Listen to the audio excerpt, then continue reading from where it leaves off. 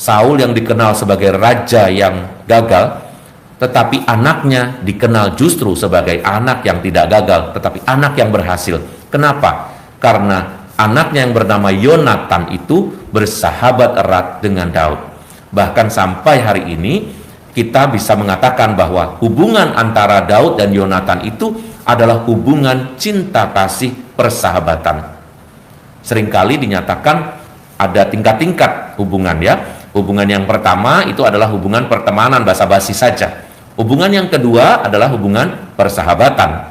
Dan hubungan yang ketiga adalah hubungan sebagai pasangan suami istri. Kita juga perlu bersahabat dengan orang-orang yang baik, orang-orang yang beriman kepada Tuhan, supaya iman kita dipelihara. Karena lingkungan sekitar kita juga turut mendukung kita untuk terus mengimani Tuhan yang baik, mengimani Tuhan yang setiap kali kita minta untuk menolong, melindungi, dan menyertai kita. Tuhan, aku yakin bahwa Allah berpihak kepadaku, kepada Allah yang firman-Nya kupuji, kepada Tuhan yang sabdanya ku junjung tinggi, kepadanya aku percaya, aku tidak takut. Dalam nama Bapa dan Putera dan Roh Kudus. Amin. Rahmat Tuhan kita Yesus Kristus, cinta kasih Allah dan persekutuan Roh Kudus bersamamu dan bersama rohmu. Bapak, Ibu, dan saudara-saudari yang terkasih dalam Yesus Kristus, hari ini kita masih akan melanjutkan kisah yang terkenal mengenai Raja Daud. Daud yang dikenal sebagai anak yang biasa, anak yang manis, kecil dan tidak besar, tetapi dia mempunyai kekuatan luar biasa karena iman dan panggilannya. Marilah kita bersama mempersiapkan hati kita supaya kita pantas di hadapan Tuhan.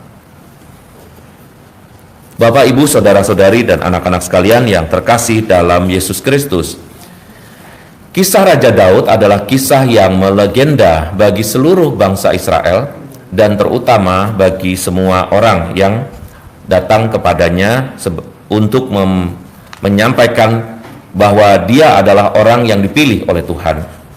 Raja Daud dikenal karena dia sangat sederhana, dan dia dikenalkan justru bukan karena kekuatannya, tetapi karena kesederhanaannya.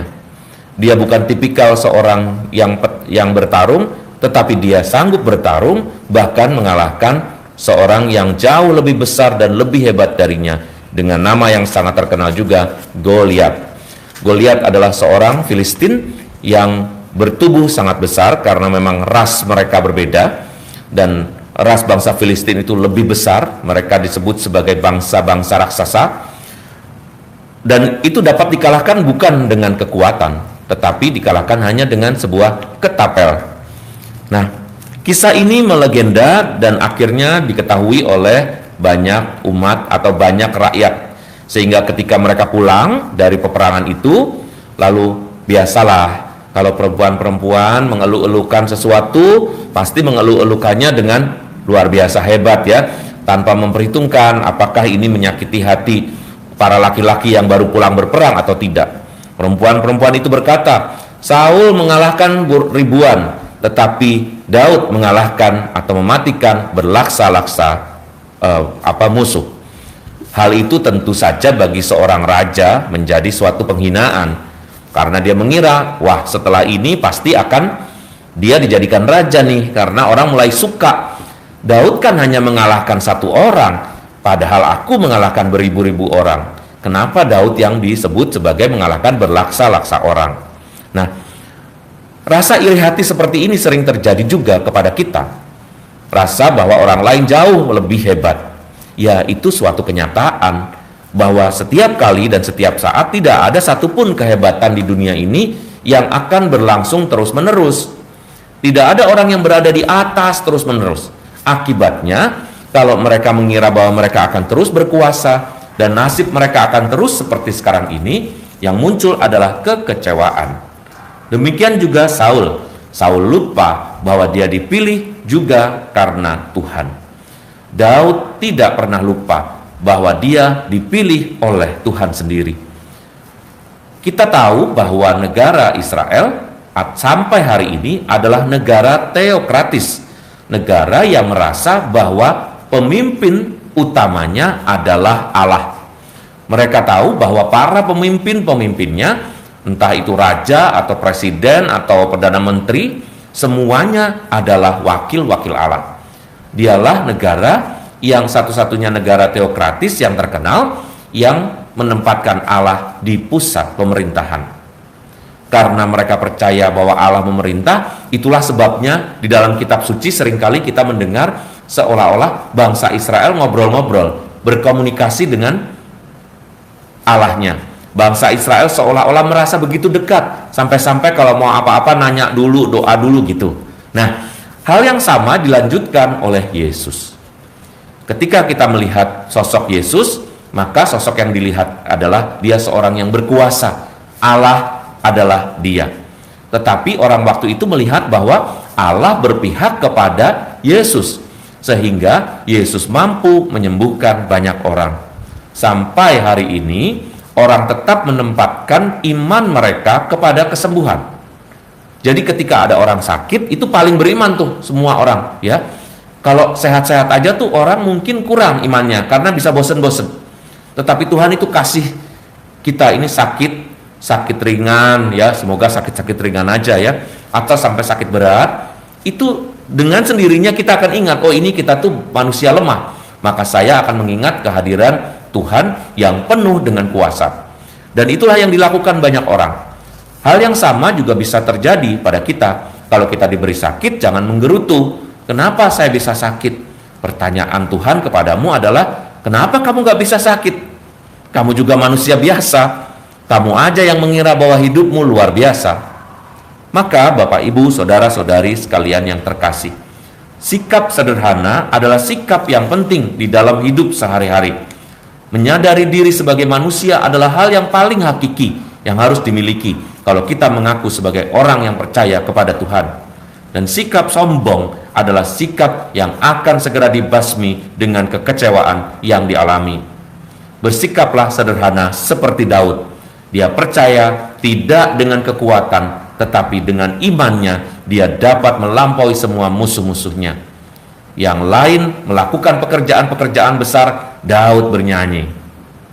Yang lain melakukan karya-karya besar, bangun ini, bangun itu, tapi Daud memulainya dengan puisi-puisi yang kita kenal dalam Mazmur. Yang lain menggunakan senjata hebat-hebat, panah, pedang, dan lain sebagainya, tetapi Daud menggunakan ketapel. Karena apa? Karena Tuhan. Jadi belum tentu yang kita punya yang hebat-hebat itu yang bisa kita andalkan. Yang pertama yang boleh kita andalkan adalah iman kita kepada Tuhan. Karena hanya itu yang bisa membuat hidup kita menjadi jauh lebih baik. Bahkan di dalam sejarah pun, Saul yang dikenal sebagai raja yang gagal, tetapi anaknya dikenal justru sebagai anak yang tidak gagal, tetapi anak yang berhasil. Kenapa? Karena anaknya yang bernama Yonatan itu bersahabat erat dengan Daud. Bahkan sampai hari ini kita bisa mengatakan bahwa hubungan antara Daud dan Yonatan itu adalah hubungan cinta kasih persahabatan. Seringkali dinyatakan ada tingkat-tingkat hubungan, ya. Hubungan yang pertama itu adalah hubungan pertemanan basa-basi saja. Hubungan yang kedua adalah hubungan persahabatan. Dan hubungan yang ketiga adalah hubungan sebagai pasangan suami istri.